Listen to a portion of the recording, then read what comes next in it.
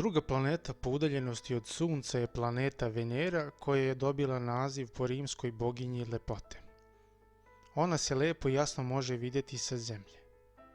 Također je i treći najsjajniji objekat na nebu gledano sa Zemlje. Planeta Venera i planeta Zemlja su skoro približne veličine. Prvi najsjajniji objekat na nebu je zvezda Sunce, drugi sjajni objekat je Zemljin prirodni satelit Mesec, a treća je Venera, koju u žargonu zovemo još i zvezda Danica, jer se često može primetiti rano u zoru. Planeta Venera ima gustu atmosferu za razliku od planete Merkur, o kojoj smo govorili u prošloj emisiji. Naime, čak 96% atmosfere planete Venere je sačinjeno od ugljen dioksida, dok je samo 3% zastupljenosti azota. Velika količina prisutnosti CO2 stvara efekat staklene bašte, koji na Veneri uspeva da podigne temperaturu od čak 500 stepeni Celzijusove skale. I ako vas neko pita koja je to planeta u sunčevom sistemu najtoplija, vi mu kažete da je to definitivno planeta Venera, zato što temperatura na njoj može dostići 500 stepeni Celzijusovih. Površina planete Venere je toplija od Merkurove, iako je Merkur bliži Suncu gledano po udaljenosti.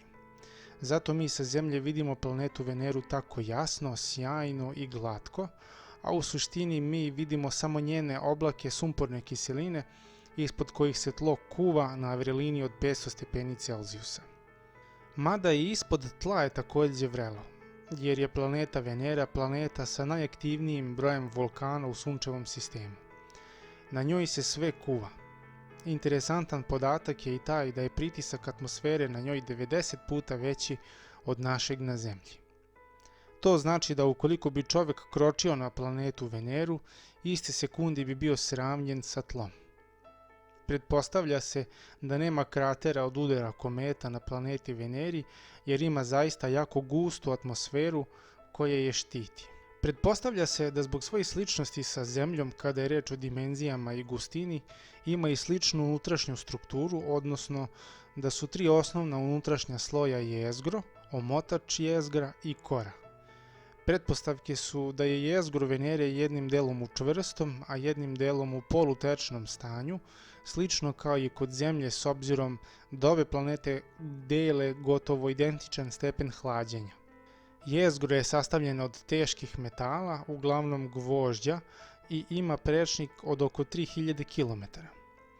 Kako je Venera nešto manjih dimenzija u odnosu na Zemlju, pretpostavke su i da su pritisci u dubokoj unutrašnjosti planete nešto niži.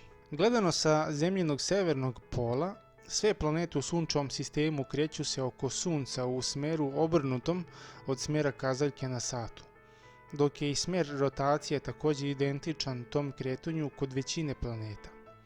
Međutim, Venera je izuzetak pošto oko svoje ose rotira u smjeru kazaljke na satu, što se naziva retrogradno kretanje. Jedina planeta koja ima isti smjer rotacije kao i Venera je planeta Uran. Jednu rotaciju Venera izvrši za 243 zemaljska dana i to je najsporiji rotacioni period među planetama sunčevog sistema. Zbog retrogradne rotacije, Sunce na Veneri izlazi na zapadu, a zalazi na istoku, što je suprotnost u odnosu na našu planetu Zemlju. Postoji mogućnost da su u prošlosti na površini Venere postojali okeani koji su verovatno isparili usled povećanja temperatura uzrokovanih efektom staklene bašte. Slobodni atomi vodonika su potom najverovatnije otplutali u slobodni svemir zbog slabog intenziteta magnetnog polja planete, a pod dejstvom solarnih vetrova. Možda će takva sudbina biti i planete Zemlje, gledano u daljoj budućnosti, ukoliko sami svesno ne smanjimo emisiju ugljen dioksida u našu atmosferu. U sljedećoj emisiji govorimo o trećoj planeti sunčevog sistema po udaljenosti od Sunca, našoj planeti Zemlji, jedinoj planeti u sunčevom sistemu na kojoj dokazano postoji život i živa bića. Govorit ćemo ujedno i o Mesecu, Zemljinim prirodnim satelitom. Zaista se iskreno nadamo da uživate u našim kratkim emisijama vezanim za prirodu i svet koji nas okružuje. Veliki pozdrav do naredne emisije, želim vam kanal Prirodnjak TV.